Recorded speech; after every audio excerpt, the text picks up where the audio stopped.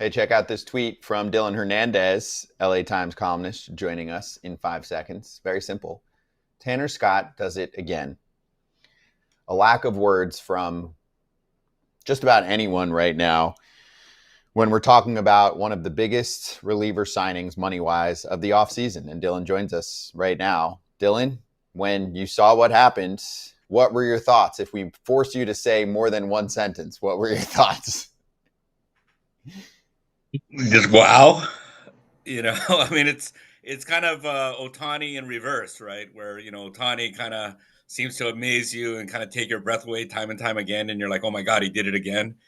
This is like almost that in reverse, right? Where you're just kind of seeing like, at some point he's got to get it right. You think, and yeah, he just kind of did it again last night. Is this the biggest bust signing? I mean, do we call this signing a bust already?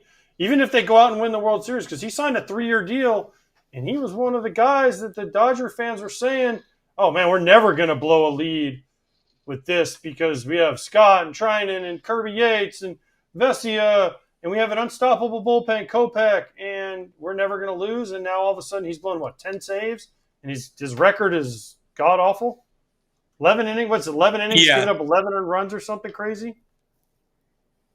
Yeah, it hasn't been good for sure, and I think that, right, I mean, this is the type of contract really that the Dodgers have kind of avoided giving to relievers outside of Kenley Jansen, right, who was kind of a special case, right?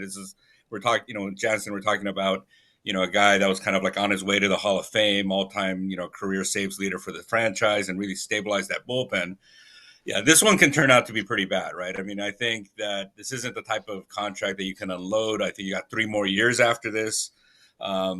And just I think, I mean, if you kind of go back and look at it, I mean, the irony is this is kind of Otani's fault in that, right? He faced Otani 4 times last year in the NLDS. Otani couldn't hit this guy at all, and the Dodgers just said, you know what, the hell with it. Let's go get this guy, partially to take him away from other teams. And the thing just kind of backfired spectacularly. I mean, if Otani gets like one hit off this guy in the postseason, I'm not sure they give him $72 million.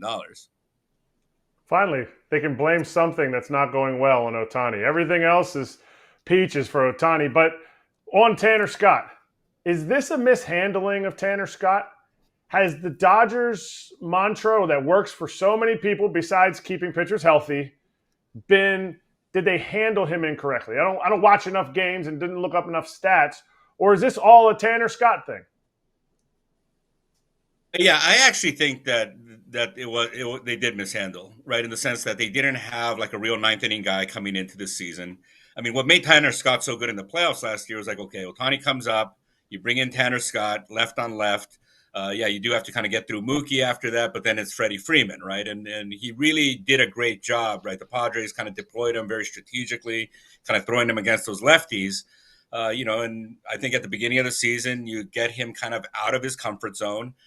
He starts getting hit, and then things just kind of snowball, right? I mean, I think at this point, you're just kind of watching, kind of with the uncharacteristic fear with his pitching right now. It appears to be just as much of a mental problem now than anything. So, yeah, I think this kind of goes back to the beginning, and maybe again, the role that he had last year that earned him this deal. That's not the same role really that he was asked to perform this season. Dylan, first of all, what do they do right now? If it's a 1-run lead in the ninth, they're not bringing in Tanner Scott, and this is just the regular season. What if they get to the postseason? Will he be on the roster? And would it be Kershaw closing games? Would it be, I mean, I can't believe I'm about to say this, Roki Sasaki in the bullpen to maybe close some games? I don't know. What do they do? Because this was supposed to be, again, a lockdown bullpen, and who closes a game in the wild card round, game one, with a 1-run lead in the ninth? Yeah, I think these are all great questions. I don't think they know right now. I mean, even coming into this week, I think it was very telling. I asked Dave Roberts, kind of over the last week of the season, you're only going to have so many, high leverage innings. Do you use those innings to get guys like Tanner Scott and Blake Trinan right? Or do you use them more on kind of like experimental guys, right? Like the Roki Sasaki's, maybe Will Klein, who just got called back up and, it looked okay in his first 2 appearances. And Dave Roberts really didn't have an answer at that point. I think at this point, they're just going to, yeah, I don't know. I mean, I think that's a really good question. I mean, I kind of personally like the Kershaw thing just because we know at least he won't like shrink from the moment. That said, if you kind of look at him this year, the one inning that's given him trouble is actually the first inning, right, in his start. So, coming in cold like that, is he going to be able to, right? This is something that he's never done before. Sasaki has never, until last week that he pitched those two, made those two relief appearances in AAA. He had never pitched in relief in his life. So they're at a very, very desperate state right now. I mean, my feeling is that no option is a good one at this point. They're probably, like, let's just theoretically say they do get to the World Series somehow.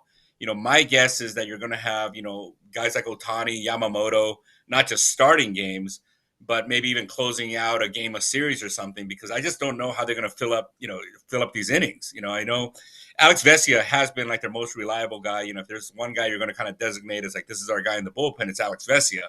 Well, he had to pitch the 8th inning yesterday, right? He had to face Marte and Carroll. I mean, that was kind of the meat of the lineup there. So you can't save him for the 9th in that situation. And I don't know what they're going to do. I mean, I think there's really not enough time to really kind of figure out what you got going on here. They brought in Jack Dreyer, who's looked pretty good kind of in low leverage situations. They pitched him in kind of a pressure situation last night. He gave up runs. Edgardo Enriquez certainly has like I would say the presence of a future closer. He's pretty fastball dominant at this point, and he's looked good in low leverage situations. Do you want to bring this young kid in the 9th? I don't know. And again, I think they're going to need some luck. To kind of figure this out on the fly, probably, because they're going to, one or two of these experiments could go really, really wrong. First of all, Dylan, Yamamoto's not throwing on anything but 6 days rest. He ain't closing jack out. That guy hasn't seen a mound outside of his 6 days of rest that he gets. But secondly, why do we need to have this conversation? They have the best starting rotation. Will the Dodgers allow those guys to stay in the game, unlike every other year that we've seen the Dodgers, where it's like, 5 and dive, see you later? Is Dave Roberts going to completely flip the analytical switch and go, Glasnow, Yamamoto, Blake Snell, Shohei, you guys have been nails the last month. We're keeping you in for 6, maybe even 7 or 8 innings.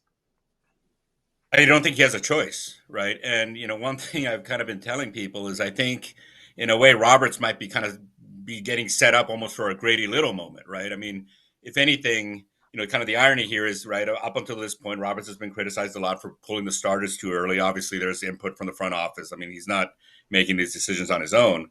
But, kind of in this hypothetical situation, let's be honest, right? Blake Snell, as good as he is in the playoffs, he's kind of like a 5-inning pitcher. Right? Let's hypothetically say you're in the 6th inning now, and your option is to continue to go with Blake Snell or bring in Edgardo Enriquez, who again is kind of a very talented but pitcher with like a fairly limited arsenal at this point. My guess is that a lot of times now he's going to kind of lean on these starting pitchers to kind of get through that inning, and I could see this just the way the game has evolved and everything, that could also kind of backfire. We don't see guys, I mean, the game has changed for a reason, right? I mean, you got all these guys coming out of the bullpen throwing 100. You kind of change them up according to kind of the matchups. Guys obviously do better, second time through the lineup, third time through the lineup. And I do kind of wonder if Roberts is going to be in a position where he's going to, have to kind of bet on the starter just because of the lack of alternatives here.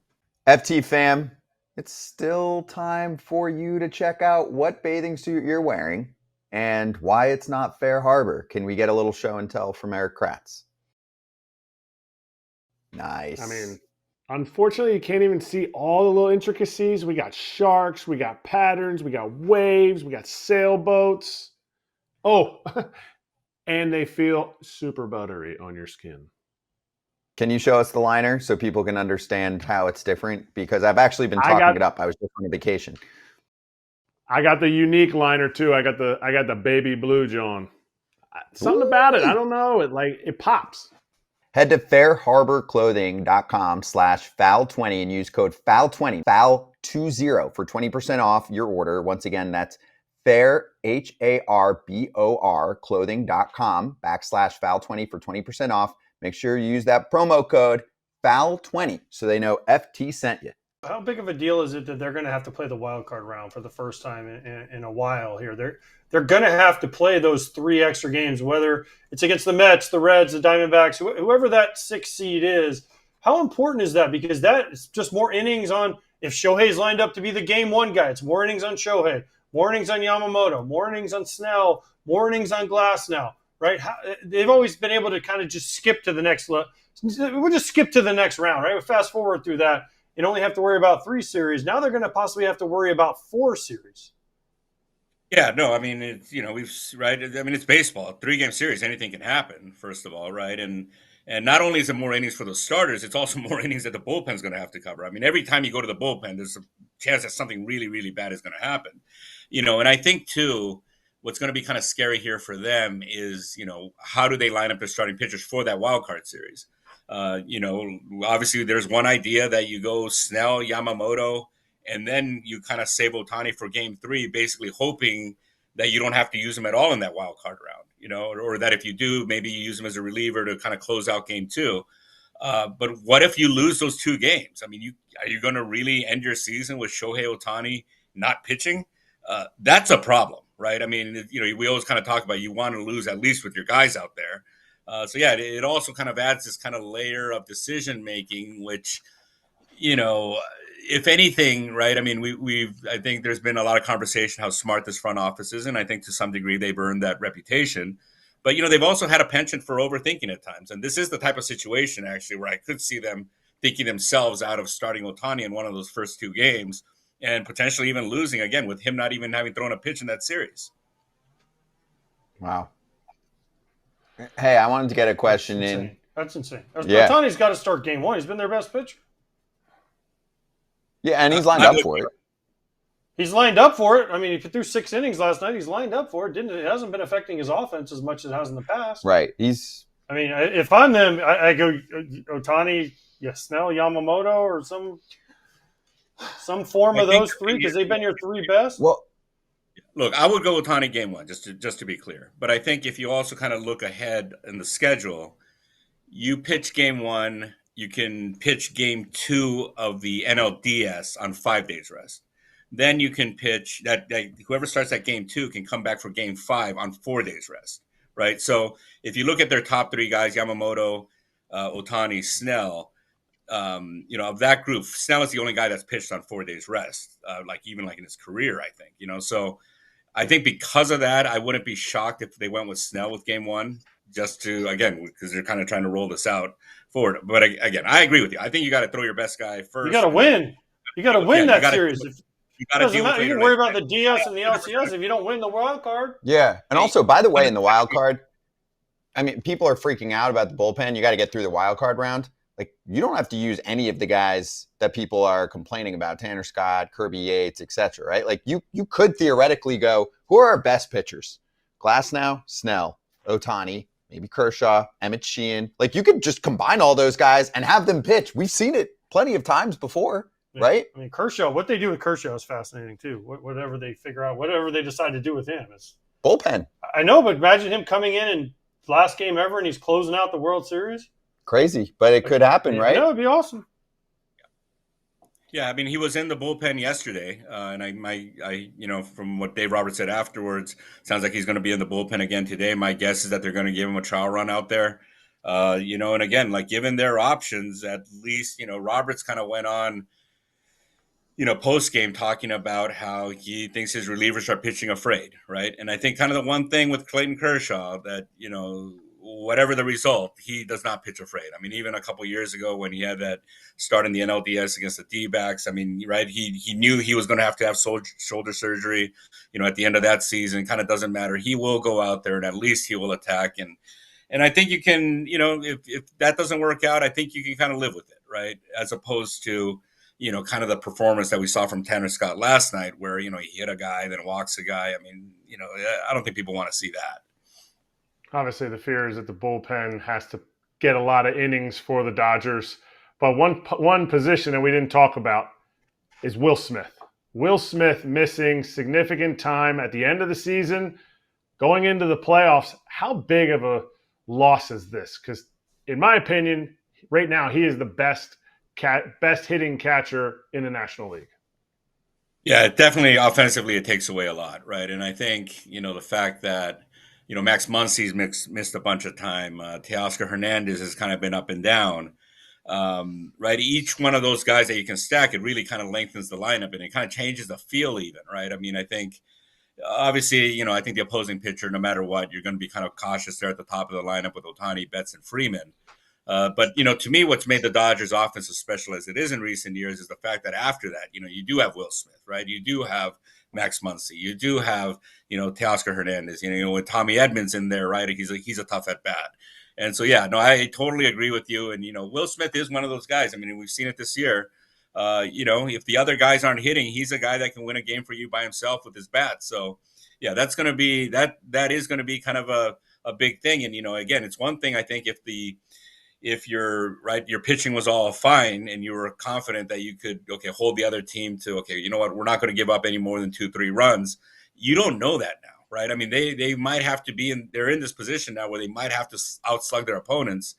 And if that's the case, obviously you take out, like you said, the best hitting catcher, one of the best hitting catchers in baseball, that's going to kill you.